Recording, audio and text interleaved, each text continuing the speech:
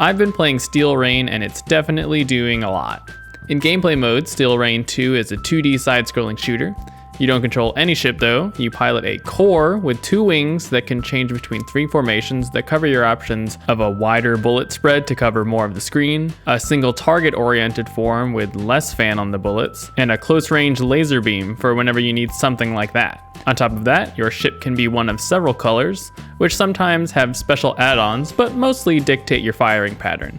Between the wing formations and color, you can fire in every direction, only forward and up and down, only forwards and backwards, or a laser. Enemies will come from every direction, so you can probably find a spot where each of them will work for you.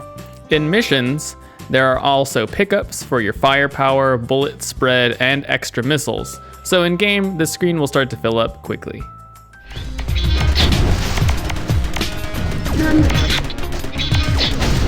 Out of missions, you have a few things to do. The immediate first thing is ship upgrades, which offer some specific damage boosts, armor upgrades, and drones that can help you out.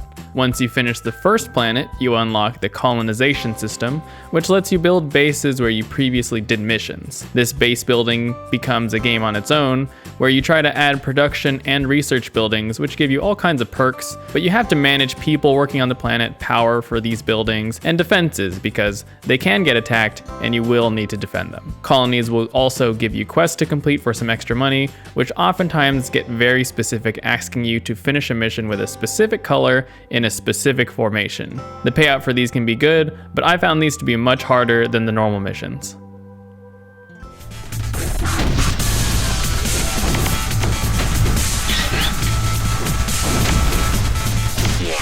The colonies are where Steel Rain starts to get really complicated. Base building happens on a grid with arbitrary dead zones where you can't build. There are things that could reasonably be no-fly zones like bodies of water or mountain peaks, but most of the time you just can't build in a place.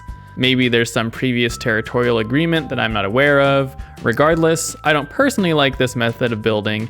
Maybe it's the abundance of idle games that I've been playing, but I would have preferred something more like a list or a menu for this because the actual building and placing of buildings feels trivial. The system almost felt like an idle game, honestly. You want to get science, and that's made in the science building, but you can't have those unless you have the power and employees to work in the building. Because the people don't actually do anything on the planet except live and die, I suppose, the placement of the buildings means almost nothing outside of the arbitrary placement restrictions, so both power and people are essentially just numbers.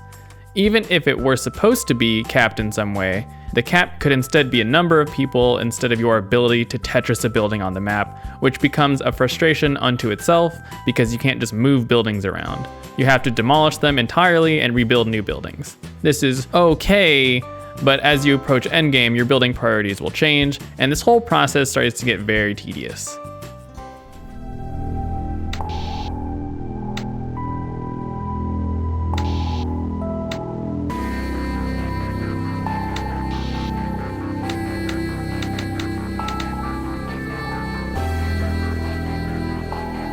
The more I look at Steel Rain, the more I think many of the mechanics are too complicated. Even from a normal game screen, between enemy bullets, your bullets, power-ups, coins, and the moving background, it's visually exhausting. Even something as simple as deciding your fire mode from the colors. You already change wing formations while playing, but for some reason you can get a power-up that can pretty drastically change your effectiveness in any given mission. Other games might let you pick from a variety of different base ships with different kinds of patterns, but Steel Rain puts all of these mechanics on top of each other at the same time in a mission. This whole process seems relatively unwarranted when most missions last less than 5 minutes anyway. In the event that your weapon of choice doesn't work out, you're not actually that far away from trying other options. With this kind of system in the game, I'm surprised there aren't more out-of-mission, persistent elements to this. You eventually get upgrades that give you +1 to your weapon spread and power, but it's a power that goes up to 14 in missions that are, again, less than 5 minutes in most cases.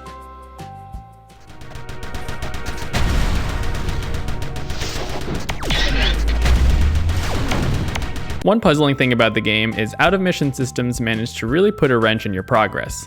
In the beginning, mission progress is gated by completing previous missions, but eventually you have to upgrade your bases and research tree to specific points to continue. In my experience, the base building felt more optional than anything else, so I aimlessly added buildings. Once it became apparent, I started focusing towards the research I needed, except research takes real time, 5 to 10 actual minutes depending on the state of your bases. And this isn't an idle game, so that's 5 to 10 minutes of having the game open per upgrade. So you can either just sit there or play the missions again for the sole purpose of doing something while you're upgrading. 5 to 10 minutes? No big deal. Oh, I actually needed to get through 6 research upgrades to make that building. This seemed like the weirdest part of the game. The base building and research wasn't there to augment your experience or add depth or help you get upgrades that can make your ship crazier. It's a required part of the story progression that is for some reason locked behind a waiting game. Frustrated would only begin to describe how I felt about it.